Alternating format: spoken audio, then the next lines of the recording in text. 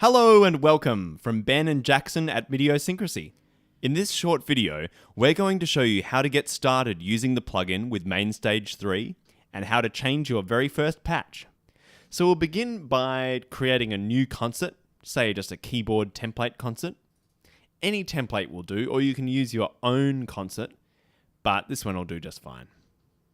So once we've loaded, we'll exit perform mode in MainStage, and in our very first patch, Steinway Grand Piano, we're going to head over to the right side of the screen and find the channel strip for the piano.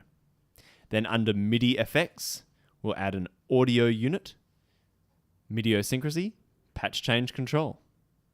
Fantastic. And there's our plugin.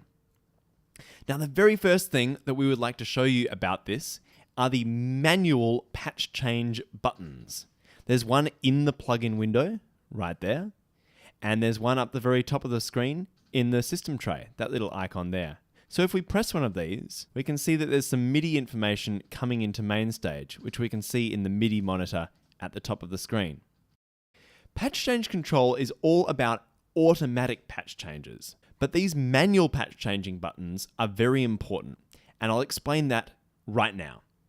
So if we exit the plugin window and go into layout mode in MainStage, what we need to do is to find a hardware control in MainStage that's already assigned as a patch change controller and link that up to the plugin.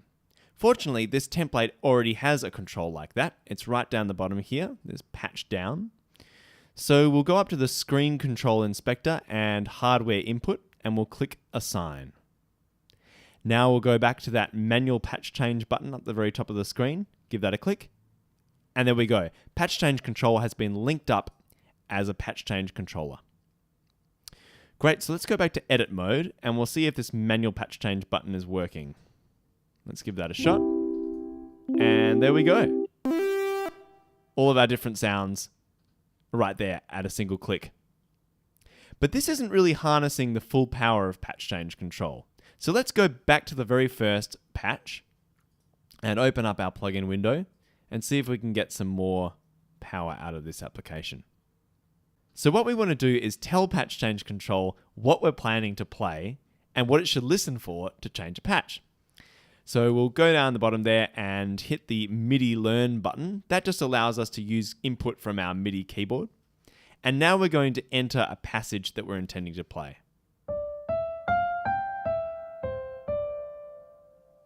Great, and then unclick the MIDI learn button. And we're just about ready to go. It's a good opportunity to point out that if we play the sequence right now, nothing happens. And that's because in the plugin, we need to get out of edit mode and go back to perform mode, or alternatively, close the window completely. But for now, we'll just go into perform mode so that we can see what's happening. Fantastic. Now, if we play our sequence, let's see what happens. And there we go. The patch has changed automatically. Now let's just go back to our very first patch there.